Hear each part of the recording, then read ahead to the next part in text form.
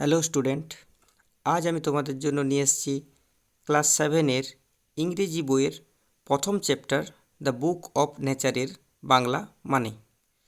তো আমরা এবার এই চ্যাপ্টারের লাইন বাই লাইন মানেটা পড়ব। দেখো, দ্য বুক অফ নেচার মানে হচ্ছে, নেচার মানে হচ্ছে প্রকৃতি, আর দ্য বুক মানে হচ্ছে বই। তাহলে প্রকৃতির বই, ঠিক আছে। এটার আক্ষরিক মানে হচ্ছে বুক অফ নেচার মানে হচ্ছে প্রকৃতির বই। কার লেখা? জওহরলাল নেহেরু। তো এই কবি পরিচিতি নিয়ে আমরা একটু আগে জেনে নিই। দেখো, জওহরলাল নেহেরু সম্বন্ধে কি বলছে। পণ্ডিত জওহরলাল নেহেরু ওয়াজ a great freedom fighter. Pandit Jawaharlal Nehru ছিলেন একজন great freedom fighter. Freedom fighter মানে হচ্ছে স্বাধীনতা সংগ্রামী। তাহলে পণ্ডিত জওহরলাল নেহেরু ছিলেন একজন মহৎ স্বাধীনতা সংগ্রামী and the first prime minister of independent India. আর স্বাধীন ভারতের প্রথম প্রাইম মিনিস্টার, ঠিক আছে, প্রধানমন্ত্রী কে ছিলেন না? First prime minister of independent India. তারপর দেখো, he was a very good writer as well, মানে এর সাথে সাথে তিনি একজন ভালো লেখকও ছিলেন, ঠিক আছে। তারপর বলছে দ্য ডিসকভারি অফ ইন্ডিয়া, এটা একটা বইয়ের নাম। দ্য ডিসকভারি অফ ইন্ডিয়া এটা একটা খুব ফেমাস বই, জওহরলাল নেহরুর একটা খুব ফেমাস বই। ডিসকভারি অফ ইন্ডিয়া, আর একটা হচ্ছে glimpses of world history and autobiography. তাহলে এই তিনটে হচ্ছে তার বই, the discovery of India, glimpses of world history, আরেকটা আছে অটোবায়োগ্রাফি। এই তিনটে বই আর some of his noted work. Noted মানে হচ্ছে তার বিখ্যাত, তার কাজ, তার মানে বিখ্যাত এই কাজ, বা তার এই বিখ্যাত তিনটা বই। তার থেকে সবথেকে বেশি ইম্পর্টেন্ট কোনটা? The discovery of India. Next, during the late 1920s he wrote a series of letter to his younger daughter.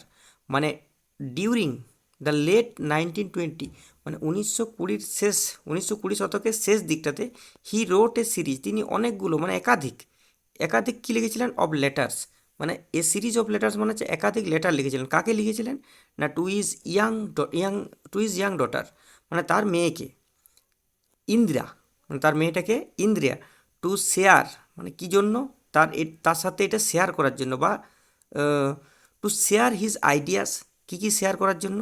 Idea, তার যে যুক্তি বা বুদ্ধি, ঠিক আছে, থটস তার ভাবনা, অ্যান্ড নলেজ মানে তার জ্ঞান। তাহলে তিনি অনেক অনেক একাধিক চিঠি লিখেছিলেন তার মেয়েকে ইন্দিরাকে, তার সাথে এই তার বুদ্ধি, তার ভাবনা, চিন্তা ভাবনা এবং তার জ্ঞান তার সাথে শেয়ার করার জন্য, উইথ হার, তার সাথে, ঠিক আছে। তারপর দেখো, this letters were letter compiled. This letters মানে এই সমস্ত চিঠিগুলো, ওয়ের লেটার, এখানে লেটার বানানটা LETTERS, লেটার্স, এই লেটার্স মানে হচ্ছে চিঠি, আর LATER লেটার মানে পরে, মানে এই চিঠিগুলো পরবর্তী সময়ে কম্পাইল্ড মানে একত্রিত হয়ে ইনটু এ বুক, মানে এই চিঠিগুলোকে পরে একত্রিত করে, মানে কম্পাইল করে একত্রিত করে একটা বইয়ে পরিণত করা হয়েছিল। টাইটেল দিয়েছিল কি না? এই বইটার টাইটেল হয়েছিল letters from a father to his daughter. তার মানে পরবর্তী সময়ে যে সমস্ত চিঠিগুলো জওহরলাল নেহেরু তার মেয়েকে লিখেছিলেন ইন্দিরাকে টাইম টু টাইম, সেইগুলোই পরবর্তী সময়ে কম্পাইল করে একটা বইয়ে পরিণত হয়, যে বইটার নাম কি না? Letters from a father to his daughter, ঠিক আছে। মানে লেটার্সগুলো একজন বাবার কাকে? ডটার, তার মেয়েকে, ঠিক আছে। The present text is an accept from the book, মানে ওই বইটার থেকে এটা কেটে নেওয়া হয়েছে, মানে ওইটারই একটা অংশ, ঠিক আছে। তারপর দেখো নেক্সট কি বলেছে, why do you write letters, কেন তুমি লেটার লিখো? ডিসকাস উইথ ইয়োর পার্টনার, তুমি তোমার পার্টনারের সাথে এটা ডিসকাস করো, মানে আলোচনা করো যে তুমি কেন লেটার লিখছো। 2 নম্বরে কী বলেছে, have you ever receive a letter from an elder. Elder মানে হচ্ছে তোমার থেকে বড়। হ্যাভ ইউ এভার রিসিভ মানে কোনোদিন তুমি কি চিঠি রিসিভ করেছো, গ্রহণ করেছো? এ লেটার ফ্রম অ্যান এল্ডার মানে কোনো একজন তোমার থেকে বয়সে বড়, তাদের বা বয়সে বড় যেই হোক, তাদের কাছ থেকে কোনোদিন কি চিঠি পেয়েছো? এটাই বলতে চাইছি। তারপর দেখো, ask your partner if he or she had written a letter to anyone before, মানে তোমার সাথে যে বন্ধু বা বান্ধবী যেই থাক, তাকে জিজ্ঞাসা করো। আস্ক ইউর পার্টনার মানে তোমার বন্ধুকে জিজ্ঞাসা করো, এটা ইফ হি অথবা সি, যে কোনো কেউ হতে পারে, ছেলে হতে পারে, মেয়ে হতে পারে, had written a letter to anyone before, মানে এর আগে কোনো দিন তাকে, সে কি কারোকে চিঠি লিখেছে, এটা তাকে জিজ্ঞাসা করো, ঠিক আছে, তারপর দেখো, তো unit 1, when you and I together. When you and I মানে যখন তুমি আর আমি একসাথে থাকি, টুগেদার মানে একসাথে। ইউ অফেন আক্স মি, তুমি আমাকে প্রায়ই জিজ্ঞাসা করো, কোশ্চেন্স মানে তুমি আমাকে অনেক প্রশ্ন করো, কিসের সম্বন্ধে, অ্যাবাউট মেনি থিংস মানে অনেক সময় অনেক জিনিস সম্বন্ধে তুমি আমাকে কোশ্চেন জিজ্ঞাসা করো, and I try to answer them, এবং আমি চেষ্টা করি সেগুলোকে উত্তর দেওয়ার। তো আমরা এটা আগে কি জানলাম যে এই টেক্সটটা হচ্ছে একটা অংশ কার, letters from fathers to his daughter, এই যে বইটা, এই বইটার একটা অংশ। তো এইখানে তার বাবা তার মেয়েকে চিঠিগুলো লিখেছে, সেই চিঠিগুলোরই আমরা একটা অংশ পড়ছি আজকে। তাহলে when you and I are together মানে আমি আর তুমি যখন একসাথে থাকি তখন তুমি আমাকে অনেক কোশ্চেনই জিজ্ঞাসা করো, অনেক প্রশ্ন করো, অ্যাবাউট মেনি থিংস, অনেক অনেক জিনিস সম্বন্ধে, and I try to answer them, এবং আমি চেষ্টা করি সেগুলোকে উত্তর দেওয়ার। Now that you are at Mussoorie, মানে এখন তুমি কোথায় আছো, মৌসুরিতে। You are at Mussoorie and I am in Allahabad, মানে আমি কোথায় আছি এখন, এলাহাবাদে। মানে এখন তুমি আছো মৌসুরিতে এবং আমি আছি এলাহাবাদে। We can not have this talks, তার জন্য আমাদের এই কথাবার্তাগুলো হচ্ছে না, বা এই আলোচনাটা হচ্ছে না। কোন আলোচনাটা বা কোন কথাবার্তাগুলো, যেগুলো লেখক এবং তার ডটার যদি কাছাকাছি থাকে তখন তার ডটার্স বিভিন্ন রকমের কোশ্চেন তার বাবাকে জিজ্ঞাসা করে, কিন্তু এখন দুজনেই দুই জায়গায়, বাবা কোথায় আছে এক জায়গায় আর মেয়ে আরেক জায়গায়, তার জন্য তাদের এই কথাবার্তাগুলো হচ্ছে না। ওই জন্য বলছে now that you are at Mussoorie and I am in Allahabad, we can not have this talks. Next দেখো, I am there for going to write you to you.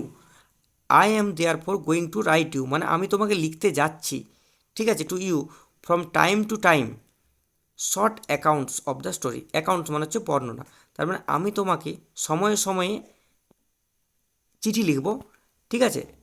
Shorts account of story মানে কোনো একটা, I am there for going to write you from time to time short accounts, ঠিক আছে, আমি তোমাকে সময়ে সময়ে লিখব, বর্ণনা লিখব। সব অ্যাকাউন্ট মানে ছোট্ট ছোট্ট বর্ণনা লিখব, কিসের সম্বন্ধে, of the story of our earth, মানে আমাদের পৃথিবীর বিভিন্ন গল্প নিয়ে আমি তোমাকে সময়ে সময়ে ছোট্ট ছোট্ট ডেসক্রিপশান লিখব।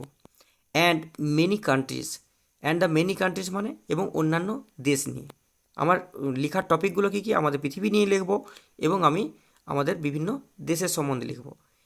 গ্রেট অ্যান্ড স্মল, সেটা বড় হতে পারে অথবা ছোট হতে, যে দেশের সম্বন্ধে লিখবো সেটা ছোট হতে পারে অথবা বড় হতে পারে, ঠিক আছে। Into which it is divided মানে সেটা যেভাবেই বিভক্ত থাক, ঠিক আছে, বড়ও থাক ছোটও থাক। তারপর দেখো, you have read a little about English history, তুমি খুব কমে বা তুমি স্বল্প পড়েছ, অ্যাবাউট মানে এটা সম্বন্ধে, ইংলিশ হিস্ট্রি মানে তুমি কম পড়েছ ইংলিশ হিস্ট্রি নিয়ে, অ্যান্ড ইন্ডিয়ান হিস্ট্রি নিয়ে, মানে you have you have read a little about English history, তুমি ইংরেজির ইতিহাস সম্পর্কে খুব কম পড়েছ, অ্যান্ড ইন্ডিয়ান হিস্ট্রি এবং ভারতীয় ইতিহাস সম্পর্কে তুমি যা জানো বা যা পড়েছো সেটা খুব অল্প। দেখো, but England is only a little island and India, দেখো এটা বড় হয়ে যাচ্ছে, but England is only a little island মানে যদি কিন্তু ইংল্যান্ড কি একটা ছোট্ট দ্বীপ, অ্যান্ড ইন্ডিয়া এবং ভারত দো এ বিগ কান্ট্রি যদিও একটা বড় দেশ, is only a small part of the earth surface, সেটাও কি ভারত যদিও একটা বড় দেশ সেও পৃথিবীর উপরিভাগের একটা ছোট্ট অংশ, মানে পৃথিবীর কাছে সে ছোট্ট একটা অংশ। If we want to know something about the story, আমরা যদি এইটা সম্বন্ধে কিছু গল্প জানতে চাই, ইফ উই নো মানে আমরা, if we want to know মানে আমরা যদি এটা সম্বন্ধে জানতে চাই, কোনটা সম্বন্ধে, পৃথিবীর সম্বন্ধে, about the story of the world মানে পৃথিবী, এই যে আমাদের ওয়ার্ল্ড বা বিশ্ব সম্পর্কে যদি আমরা জানতে চাই, অফ আওয়ার্স মানে আমাদের, we must think of all the countries, আমাদেরকে প্রথমে কী করতে হবে, সমস্ত কান্ট্রিজের কথা চিন্তা করতে হবে, and all the peoples that have inhabited, inhabited মানে হচ্ছে বসবাস করা, মানে আমাদেরকে প্রথমে জানতে হবে সমস্ত দেশের কথা এবং সেইখানে মানুষদের কথা যারা সেখানে বসবাস করে, and not merely of one little country মানে শুধুমাত্র একটা কান্ট্রি জানলেই হবে না বা একটা দেশের কথা জানলেই হবে না, where we may have been born মানে যেটাতে আমরা জন্মগ্রহণ করেছি, তার মানে বলতে চাইছে যে আমাদেরকে প্রথমে এই বিশ্ব সম্পর্কে জানতে হলে সমস্ত দেশের কথা জানতে হবে, এবং সমস্ত দেশের কথা জানার পর আমাদের সেখানে মানুষজন যারা বাস করে তাদের কথা জানতে হবে। এবং শুধুমাত্র আমাদের দেশের কথা জানলেই হবে না, যেটাতে আমরা শুধু জন্মেছি। আমাদেরকে কি করতে হবে? সমস্ত দেশের কথা জানতে হবে। তারপর দেখো, আই এম অ্যাফ্রেড মানে আমি ভয় পাচ্ছি। I can only tell you very little, আমি তোমাকে খুব কম বলতে পারছি। ঠিক আছে, বা আমি তোমাকে এই চিঠির মাধ্যমে খুব কম দিতে পারছি। দেখো, I am afraid, I I am afraid I can only tell you very little, মানে আমি ভয় পাচ্ছি, আমি তোমাকে খুব ছোট্ট বলতে পারছি। কোথায় না, in this letters of mind, মানে আমার এই যে লেটারগুলো আমি লিখছি, এই লেটারের মধ্যে আমি তোমাকে খুব কম জানাতে পারছি বা খুব কম বর্ণনা দিয়ে বলতে পারছি। বাট দ্যাট লিটিল, কিন্তু এই যে ছোট্ট বা এই ক্ষুদ্র লেখাটাই, আই হোপ মানে আমি আশা করি, উইল ইন্টারেস্ট ইউ মানে তোমার মধ্যে তোমাকে আগ্রহী করে তুলবে, অ্যান্ড মেক ইউ থিঙ্ক এবং তোমাকে ভাবাবে, অফ দ্য ওয়ার্ল্ড মানে এই বিশ্ব সম্পর্কে, অ্যাজ এ হোল, মানে তুমি যখনই এই ছোট্ট অংশটা আমার পড়বে, তোমার এই অংশটা পড়েই তোমার মধ্যে ইন্টারেস্ট আসবে এবং তুমি এই বিশ্ব সম্পর্কে ভাববে। And of other peoples in it as our brothers and sister, বাকি যে সমস্ত পিপলরা এটাতে বাস করে তারা আমাদের ভাই এবং বোন।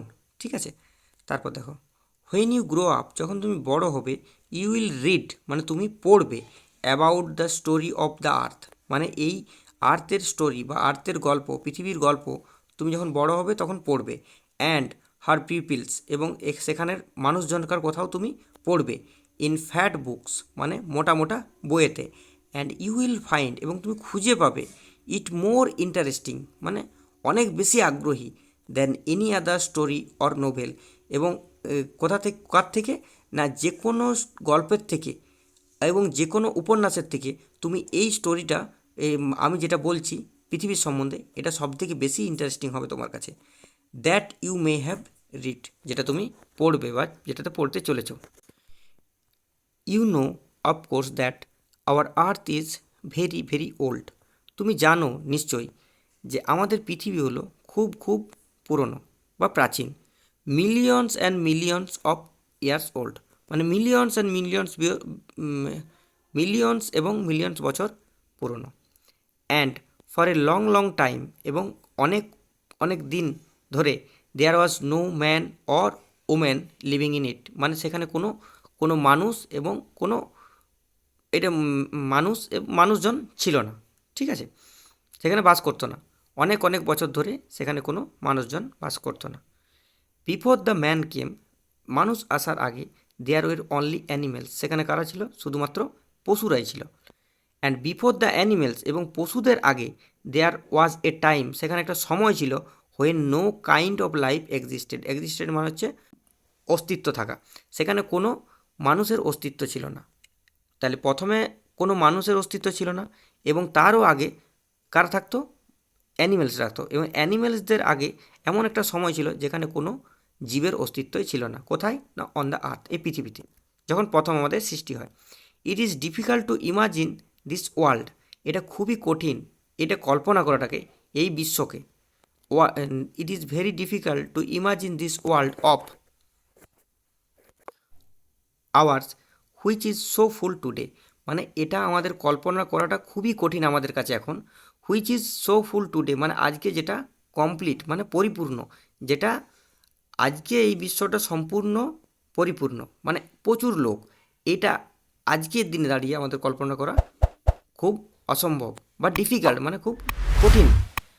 কারণ আজকে পৃথিবীটা কী হয়ে গেছে না, which is so full today of all kinds of animals and man, এখন সমস্ত ধরনের পশু এবং মানুষে পরিপূর্ণ। টু বি উইদাউট দেম মানে এটা ছাড়া। ঠিক আছে, তার মানে ভাবাটা অসম্ভব। ঠিক আছে, যে আজকের পৃথিবীটা সম্পূর্ণরূপে পরিপূর্ণ কিসে না, মানুষে এবং অ্যানিমেলসে।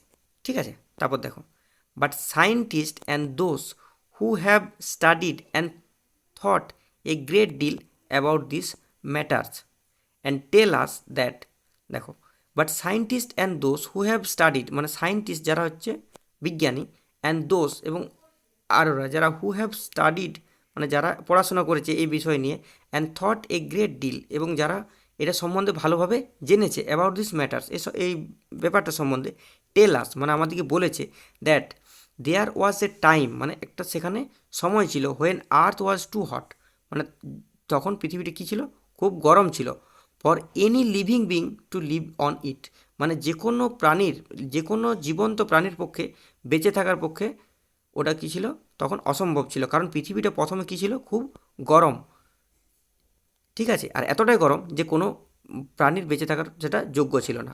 And if we read their books, এবং আমরা যদি তাদের বই পড়ি, অ্যান্ড স্টাডি দ্য রক্স, এবং পাথরের যদি পাথরকে পড়ি, মানে পাথরকে যদি আমরা মানে পরীক্ষা করি, অ্যান্ড দ্য ফসিলস মানে হচ্ছে জীবাশ্ম, ঠিক আছে, জীবাশ্মকে যদি আমরা দেখি, জীবাশ্মটা কী বলেছে ব্যাকেটে দেখো, the remains of old animals, মানে জীবের ছবিটা যখন কোনো পাথরের মধ্যে স্তরীভূত হয় তখন সেটাকে আমরা কী বলি, জীবাশ্ম।